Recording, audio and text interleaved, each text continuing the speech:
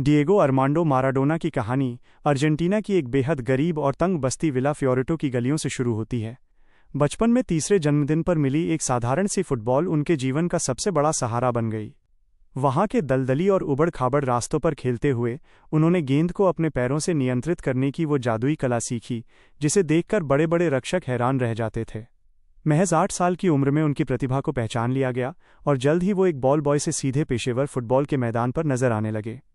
उनका खेल इतना सम्मोहक था कि मैदान पर उतरते ही दर्शकों की सांसें थम जाती थीं और लोग उनके पैर की जादुई कलाबाजियों को देखने के लिए खींचे चले आते थे। अपनी शुरुआती घरेलू कामयाबी के बाद माराडोना ने यूरोप का रुख किया, जहां बार्सिलोना में कुछ समय बिताने के बाद वो इटली के क्लब नापोली से जुड़े। उस दौर में नापोली को इटली के अमीर उत्तरी क्लबों के सामने बहुत कमज़ोर और पिछड़ा माना जाता था। माराडोना ने वहां पहुंचकर न सिर्फ उस क्लब की तकदीर बदली, बल्कि इटली के पूरे फुटबॉल इतिहास को ही पलट कर रख दिया। उन्होंने नापोली को अपनी कप्तानी में 2 बार प्रतिष्ठित लीग का चैंपियन बनाया। नेपल्स के गरीब और उपेक्षित लोगों के लिए वो कोई साधारण खिलाड़ी नहीं, बल्कि उनके मान सम्मान की लड़ाई लड़ने वाले एक मसीहा बन चुके थे, जिनकी तस्वीरें वहां के घरों में भगवान की तरह लगाई जाने लगी थीं।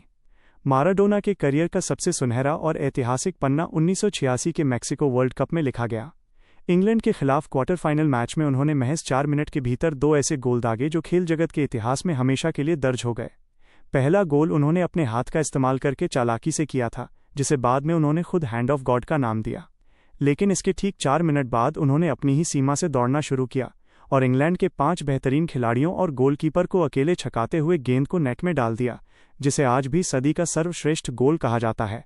अपनी इसी जादुई कप्तानी के दम पर उन्होंने अर्जेंटीना को विश्व विजेता बनाया और दुनिया के सबसे महान खिलाड़ी का दर्जा हासिल किया।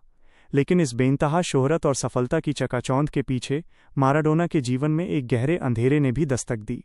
इटली में रहते हुए वो अत्यधिक दबाव और गलत संगति के कारण कोकीन की बुरी लत का शिकार हो गए, जिसके कारण उनके करियर को भारी नुकसान पहुंचा और उन्हें लंबे समय के प्रतिबंधों का सामना करना पड़ा।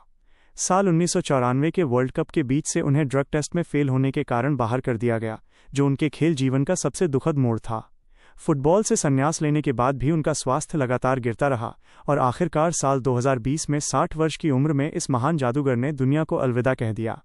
माराडोना की ये पूरी कहानी हमें सिखाती है कि इंसान का असाधारण हुनर उसे आसमान की ऊंचाइयों पर ले जा सकता है, लेकिन बिना अनुशासन के उस सफलता को संभालना नामुमकिन।